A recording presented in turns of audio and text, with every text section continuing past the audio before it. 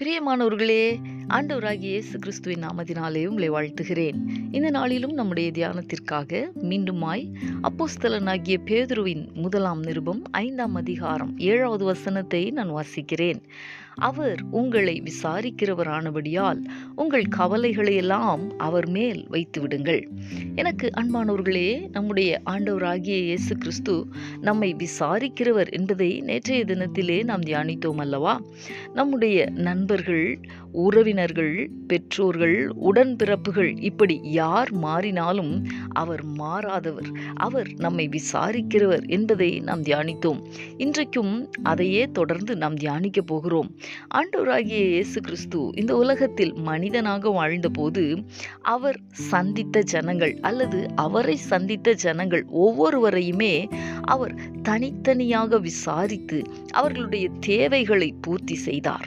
Mark எழுதின சுவிசேஷம் 10ஆம் அதிகாரம் 46 முதல் 51 வரைக்கும் உள்ள வசனங்களை நாம் வாசித்தால், பர்த்திமேயு என்ற குருடன் வழியருகே உட்கார்ந்து பிச்சை கேட்டு கொண்டிருந்தான்.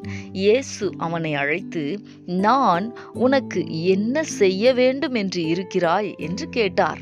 அதற்கு அவன், நான் பார்வையடைய வேண்டும் என்று சொன்னபோது அவனை நோக்கி, நீ போகலாம், உன் விசுவாசம் உன்னை ரட்சித்தது என்றார். உடனே அவன் பார்வையடைந்தான். இதுபோன்று அவரை சந்தித்த ஒவ்வொருவரையும் அவர் விசாரித்து அவர்களுடைய தேவையை நிறைவு செய்தார். அன்பரே, உங்களுடைய தேவை இன்றைக்கு எது? அவர் உங்களை விசாரிக்கிறார். உங்களுடைய கவலைகளை அவர் மேல் வைத்தவர்களாய் உங்களுடைய அற்புதங்களை எதிர்பாருங்கள்.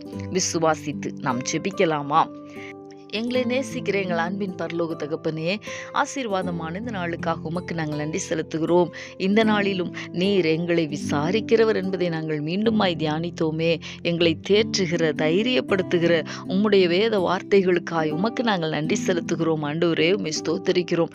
தகப்பனே, மனிதர்கள் மாறினாலும் நீர் ஒருபோதும் மாறுகிறவர் அல்ல, எங்களை விசாரிக்கிறவர். அதற்காக உமக்கு நாங்கள் நன்றி செலுத்துகிறோம். ஆண்டவரே, உம்மை ஸ்தோத்தரிக்கிறோம். இந்த பூமியில் நீர் வாழ்ந்த நாட்கள் மனிதர்களை அறிந்து அவர்களை விசாரித்து அவர்களுடைய தேவைகளை நீர் பூர்த்தி செய்தீரே.